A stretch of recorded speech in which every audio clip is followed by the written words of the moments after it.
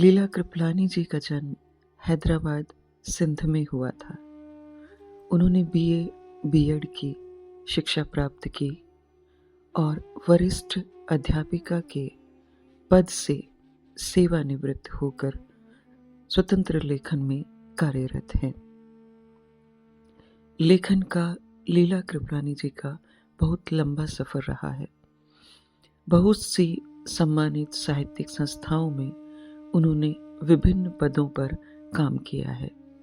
इसी के साथ ही वो आजीवन सदस्य भी हैं स्थानीय संघ स्काउट गाइड जोधपुर की।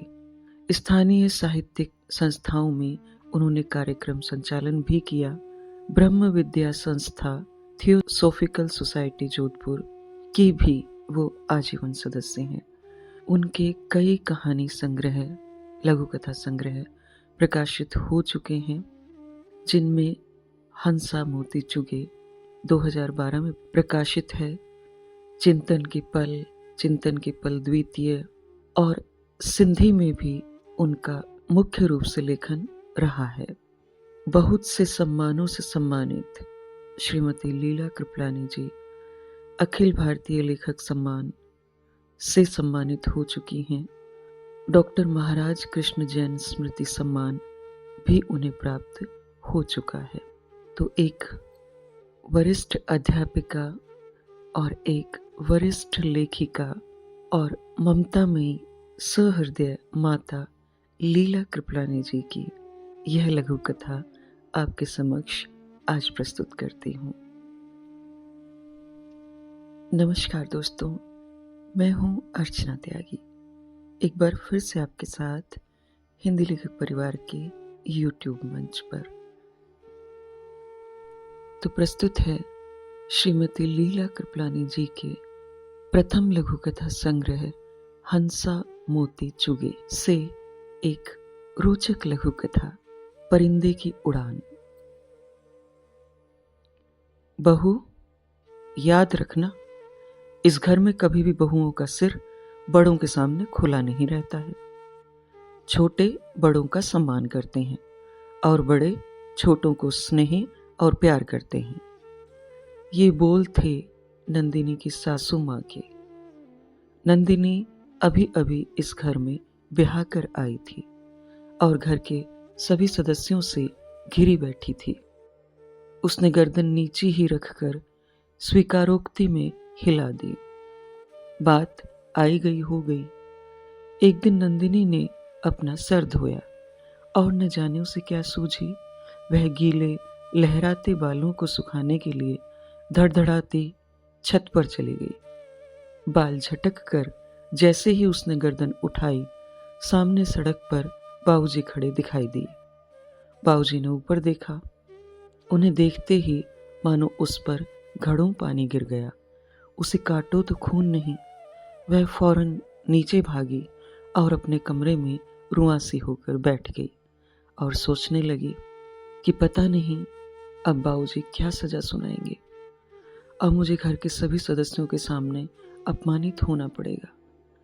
थोड़ी देर बाद उसकी छोटी ननद छुटकी कमरे में आई तो रो रो कर सारी बात उसने छुटकी को बता दी। ननद के मुखारविंद से घर के सभी सदस्यों तक यह बात जंगल की आग की तरह पहुंच गई। सभी अटकलें लगाने लगे कि अब बाबूजी नंदिनी की अच्छी तरह क्लास लेंगे। जो नंदिनी के इस घर में आने से नाखुश थे, उनकी तो बाँछें ही खिल गई। उन्होंने सोचा अब आया ऊंट पहाड़ के नीचे। खैर, घर की परंपरा के अनुसार परिवार के सभी सदस्य बैठक में एकत्रित हुए। नंदिनी सर झुकाए बीच में बैठी थी। किसी से नजरें मिलाने का उसका साहस नहीं हो रहा था। थोड़ी देर बाद बाबूजी ने बैठक में प्रवेश किया। नंदिनी एकदम सहम गई। वहां ऐसी खामोशी छा गई जो सुई गिरने की आवाज भी सुनाई दे।